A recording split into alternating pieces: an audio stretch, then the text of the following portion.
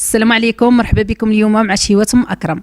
وصفتنا ديال النهار اليوم غادي يكونوا واحد الرغيفات معمرين في الخضار ومرقين. صراحه انا نتمنى من كل قلبي تقيديهم ويبقاو عندك وصفه معتمده، بحيث انا هاد العجينه ما غاديش نبدلها. تبعوا معايا المقادير وطريقه التحضير. اول حاجه كنحتاجوا الخضار. صراحه انا كنحتاج هنا قرعه خضراء وخيزو وفلفله ملونه والبصله. المهم كل حاجه خدمت منها 3 ديال الحبات، شويه ديال الملح على حسب الذوق، ووضعناهم هكا فوق العافيه. هما الاولين كيطيبوا على خاطرهم وينشفوا من الماء. هاد المرحله خصها تكون اكيده ومؤكده. صافي هنايا غادي نخليو هاد المكونات كيتشحروا على عافيه مهيله وكتطلق الماء. هاد الوصفه الا بغيتو تنجح معاكم هذه هي الطريقه ديالها الصحيحه باش تخدموها. هنا خليت الخضار ديالي مع داك شويه ديال الملح نزلوا مزيان وطابوا تنشفوا. يعني كنوريكم القاع ديال المقلاة.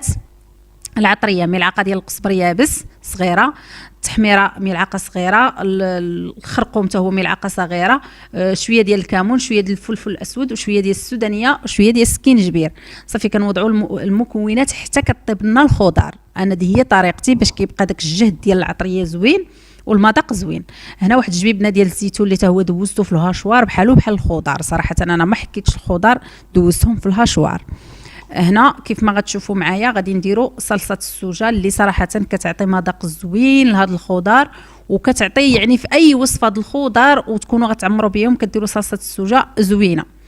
درت هنا 2 معالق كبار، وغادي نضيف واحد الكميه ديال الزيت باش غادي ندي ونجيب هاد الخضره ديالي. ما دايرهش الزيت، ما كنتش دايره كاع، دابا عاد درت. صافي غادي نخلط. هنا انا حاجه 2 حوايج راني مخليهم يعني حتى الاخير. انا صراحه درت هنا شويه ديال الكفته. نتوما الا بغيتو ديروا الطون يعني غديروا الطون، حتى كتطفيو على البوطه ديالكم عاد كديروا الطون ديال الزيت ولا اللي بغيتو، الصدر ديال الديك الرومي اللي كان عندكم موجود. انا صراحه درت الكفته، ولكن الكفته كتجي بنينه واخا ديروا غير شويه. صراحه انا هنا درت 20 درهم، ما فوقها ما تحتها، ولكن ما فيهاش كاع الشحمه، اللحم مفروم ديال البقري. هنا غادي نديها ونجيبها ونطفي العافيه ديالي صراحه، وندوز نجيب الشعريه الصينيه اللي راني مرقداها في الماء. بطبيعه الحال كنديروا الماء غليان وكنرقدوها واحد 6 ديال الدقائق. كتبقى اختياريه، بغيتو تضيفوها بغيتو ما تضيفوهاش. المهم الطريقه ديال الخضره هذه هي طريقتي انا في الخضار معمره. غادي ندوزو للعجينه. هنا العجينه ركزوا لي معاها، راه صراحه غادي تنفعكم ان شاء الله في الشهر الكريم. هنا غادي نديروا 6 الكيسان ديال الدقيق الابيض مع ملعقه صغيره ديال العسل، ملعقه كبيره ديال الخل، بيضه غادي ناخذوا منها البيض والصفر غادي نحافظوا عليه من بعد ان شاء الله، غادي نحتاجوه. وما ننساوش نديروا عليه قطرات ديال الخل باش ما كيفسدش لينا. وغادي نعجنوا العجينه ديالنا. قبل ما كنعجنوا كنديروا بطبيعه الحال الملح اللي كيبقى على حسب الذوق. بالنسبه للماء انا هنا درت 2 كيسان ديال الماء زائد 2 معالق كبار عامرين، وكتبقى على حسب الرغبه اي طحين كيفاش واش كيشرب ولا ما كيشربش. المهم انا عجنتها بهاد المكونات ديال الماء، يعني هاد المقدور ديال الماء. صافي هنايا غادي نحطها فوق طاوله العمل. بعد ما جمعتها غادي ندلكها واحد شويه. شوفوا العجينه ديالي ما رطبه ما قاصحه، يعني جايه هي هذيك. غادي ندلكها وغادي نرجعها في بلاستيكه بطبيعه الحال. نتوما الا كان عندكم الوقت عجنوا العجينه هي الاولى، شحال ما ارتاحت شحال ما كتكون مزيانه. الشعريه الصينيه هذه هي. صافي كنقطعوها بمقص كيف ما شفتوا معايا، وغادي نضيفها هنا بطبيعه الحال. غادي نشعل على المقلاة ديالي ونخليها تشحر. الا كانوا باقيين فيها شي نقيطه د الماء كتشحر مزيان وتنشف مزيان من الماء مع هاد الحشوه. صافي غادي نديها ونجيبها ونرجعوا للعجينه ديالنا. صراحه اللي اليوم اول مره كننزلوا في القناه ديالي اللي صراحه باش غادي نورق ان شاء الله، يعني الاداه اللي غنورق بها. هنا عندي نص ملعقه كبيره ديال النشا درتها في الزيت، ما كاين لا زبده لا والو، وشويه ديال الزيت خليته هكاك باش كنحط يدي باش غادي نقطع المسمنات ديالي كويرات صغيره. انا درتو صراحه رغيفات صغيورين، ما درتهمش كبار كيف ما شفتوا في البدايه راهم صغيورين. المهم هاد الكميه ديال العجينه قطعت منها 23 قطعه، يعني عطاتني تبارك الله كميه معقوله.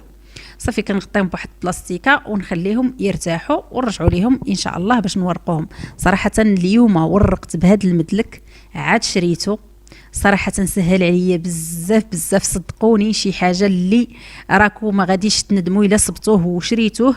غادي صراحه انا نتمنى من كل قلبي يكون عندكم في المطبخ ديالكم، بحيث شي حاجه اللي سهلت عليا بزاف ديال الخدمه ديال المسمن، حيت انا كنخدم هكا المسمن كوموندات، ويعني وكيف ما كتعرفوا الاصابع كيتفرعوا بزاف، وهنا هذا المدلك راه ثقيل، ما تشوفوش باللي تسحب لكم راه بلاستيك خفيف ولا راه الداخل يمكن عنده الرولمات وثقيل بزاف. انا راني ما كنتكيش كاع عليه، غير كان تقريبا كي كنقول لكم بهذا المعنى بحال راني كنلعب.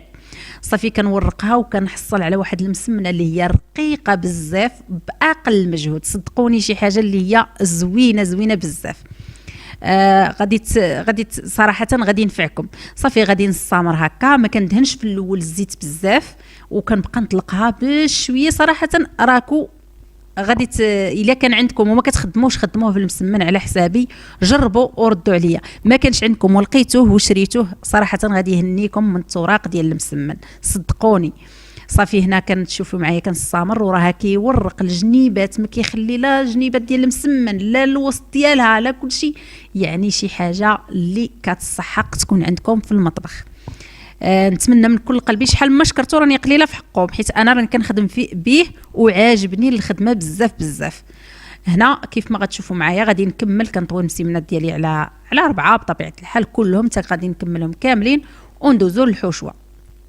الحشوه ساهله. هنايا كل مربع كل مسمنه طويناها على 4 كنبسطوها هكا، كنحاول الجناب اكثر من الوسط، وكنحطوا الكميه ديال الحشوه كتبقى على حسب الرغبه، 2 معالق معلقه، المهم على حسب المسمنه قداش. وكنجبدوا دوك الجنيبات وكنسدوا هكا بواحد الزيتونه كحله ولا بمطيشه ولا بفلفله، المهم شنو موجود عندكم، وكنحطوهم في المقله في الصينيه اللي كتدخل الفران. بطبيعه الحال غادي نعاود معكم وحده اخرى. في هذه المرحله الفران ديالي راه كيسخن، بطبيعه الحال انا كنسخن الفران مزيان، ومنين كنحط المسمن ديالي يطيب ولا اي وصفه كنكون كنديرها كنقص.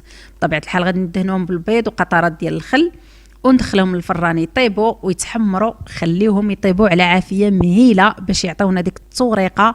وصراحه تبارك الله كيتنفخوا. وكيف ما شفتوا هذا المسمر ما خدمتش فيه لا خميره الحلويات ولا خميره العجينه، الرغيفات ديالنا ولا المسمنات ديالنا بالخضار هادو هما وجدوا كيطلعوا بهذه الطريقه. انا كنتمنى من كل قلبي يعني تجربوا هذه الوصفه بالضبط بنفس الطريقه بنفس المقادير، راه ما غاديش تحشمكم وغادي تعجبكم. شوفوا معايا كيفاش الطريقه ديال المسمن ديالي، وبطبيعه الحال غادي نقسم لكم وغادي نوريكم القوام ديال المسمنات ولا الرغيفات بالخضار من الداخل.